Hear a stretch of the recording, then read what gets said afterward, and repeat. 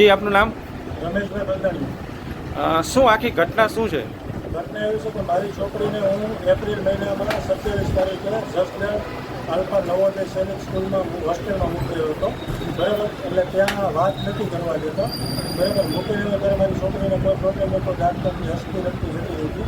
પછી મને કોઈ વાત ન કરવા દે, 10 દિવસે મેં એમને કીધું કે મને મારી છોકરી સાથે વાત કરવા, એને એમ કીધું વાત નહીં થાય તો મેં કીધું ફોટો તો મોકલો, તો રિક્વેસ્ટ કરી તો એ લોકો મને ફોટો મોકલો, પણ એ ફોટામાં મને એમ લાગતું પણ વાત તો કરવા દેતા નહીં, બરાબર। એટલે ત્યારે હું મૂકવા ગયો ત્યારે જ છોકરી સાથે વાત કરી, પછી મારે કોઈ જાતની વાત નથી। આજે અઢી વાગે મને ફોન આવ્યો, મને કહ્યું કે તમારી છોકરીને હોસ્પિટલ નીકળ્યા હતા પણ એ સારા થઈ ગયા અને તાવ આવતો હતો, તો તાવે પણ મટી ગયો છે, પણ હવે પગ દુખે છે ને તો અમે એના માટે રાજકોટ લઈને જઈએ છીએ, તો તમે રાજકોટ આવો ને એટલે હું ત્યાંથી તરત ઇન્સ્ટન્ટ રાજકોટ આવવા માટે નીકળી ગયો। પછી રસ્તામાં મને કોલ આવ્યો કે અમે યશ હોસ્પિટલમાં ગયા, તો યશ હોસ્પિટલમાં ગયા તો યશ હોસ્પિટલમાં કે છોકરી ઠંડી પડી ગઈ છે એટલે અમે એડમિટ નહીં કરીએ, અમે છોકરીને આપણે સિવિલ હોસ્પિટલ રાજકોટમાં શિફ્ટ કરો અને ત્યાં એડમિટ કરો। અહીંયા આવ્યા તો મેં મારી છોકરીની ડેડ બોડી જોઈ।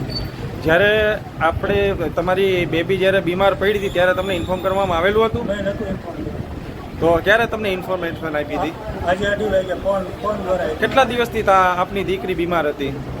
એ હોસ્ટેલવાળા ખ્યાલ છે, મને ખ્યાલ નથી, મને તો આજે ખ્યાલ કર્યો હતી। તમારી દીકરીને શું સારવાર આપી તમને ખ્યાલ હતો? ના, નથી ખ્યાલ। મેં અહીંયા આવીને કીધું મેં તો આની જે સારવાર કરી ડોક્યુમેન્ટ આપો, એ ડોક્યુમેન્ટ મને હજી પ્રોવાઈડ નથી કર્યા કે ફોનમાં છે ને આમ છે। જ્યારે તમારી દીકરીને જ્યારે તમને ઇન્ફોર્મ કરવામાં આવ્યું ત્યારે તમારા શું રિએક્શન હતા? તમારું શું કહેવા માંગતા હતા?